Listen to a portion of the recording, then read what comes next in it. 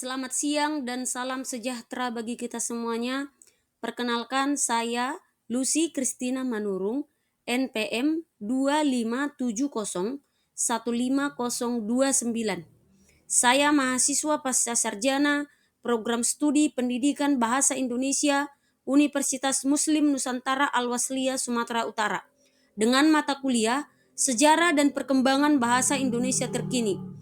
Tugas presentasi perkembangan bahasa Indonesia mengenai peristiwa Kongres Bahasa Indonesia di Medan 1954. 1. Latar belakang. Setelah Indonesia merdeka, kebutuhan akan pembinaan bahasa Indonesia semakin mendesak.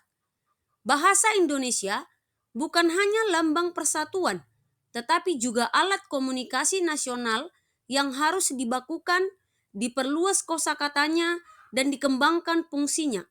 Karena itu, pemerintah dan para ahli bahasa merasa perlu mengadakan kongres lanjutan untuk 1.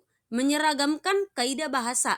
Yang kedua, membina penggunaan bahasa Indonesia dalam dunia pendidikan.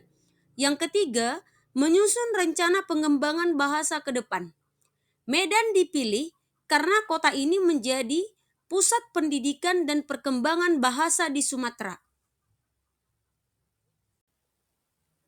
Tujuan Kongres. Beberapa tujuan utama Kongres Bahasa Indonesia II ialah pembinaan dan pembakuan bahasa, menyepakati pedoman dasar ejaan, tata bahasa, kosakata, dan istilah ilmiah. Yang kedua, pengembangan bahasa untuk ilmu pengetahuan, membahas cara memperkaya kosakata agar bahasa Indonesia sanggup menjadi bahasa ilmu, teknologi, dan administrasi negara.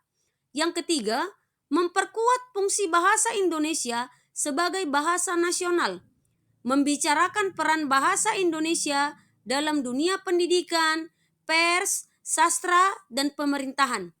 Dan yang keempat, penyatuan sikap terhadap pemakaian bahasa, menentukan standar penggunaan bahasa di lembaga pendidikan, media massa, dan instansi pemerintah.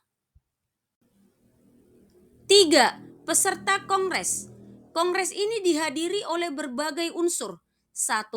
Ahli bahasa. Yang kedua, sastrawan. Yang ketiga, guru dan dosen bahasa. Yang keempat, wartawan. Yang kelima, tokoh pendidikan. Yang keenam, perwakilan pemerintah dari berbagai daerah. Tokoh-tokoh penting yang terlibat antara lain Sultan Takdir Ali Sabana, Profesor Dr. Hussein Jaja Diningrat, Sunario, dan Slamet Muljana.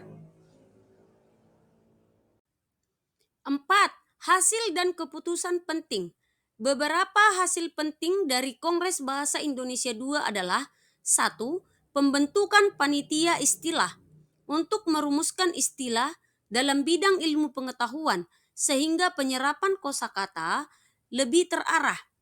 Yang kedua, penegasan perlunya kamus dan tata bahasa baku.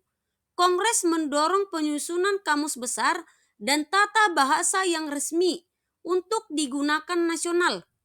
3. Membahas persiapan perubahan ejaan. Walaupun belum menghasilkan keputusan resmi, Kongres mulai mengkaji penyempurnaan ejaan yang kemudian melahirkan ejaan Melindo 1959 dan akhirnya ejaan yang disempurnakan 1972. 4. Penguatan peran bahasa Indonesia sebagai bahasa negara. Kongres menekankan bahwa bahasa Indonesia harus digunakan secara luas dalam pendidikan dan administrasi pemerintah. Yang kelima, pengembangan bahasa daerah sebagai pendukung. Bahasa daerah diakui sebagai sumber pengayaan kosakata dalam bahasa Indonesia.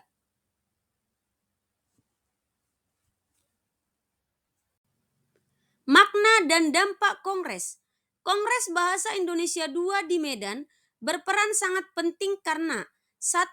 Menjadi tonggak pembinaan bahasa Indonesia di era pasca kemerdekaan. Yang kedua, memperkuat identitas nasional Yang ketiga, mempersiapkan bahasa Indonesia masuk ke era ilmu pengetahuan modern. Yang keempat, meletakkan dasar untuk standar bahasa yang dipakai hingga sekarang. Terima kasih.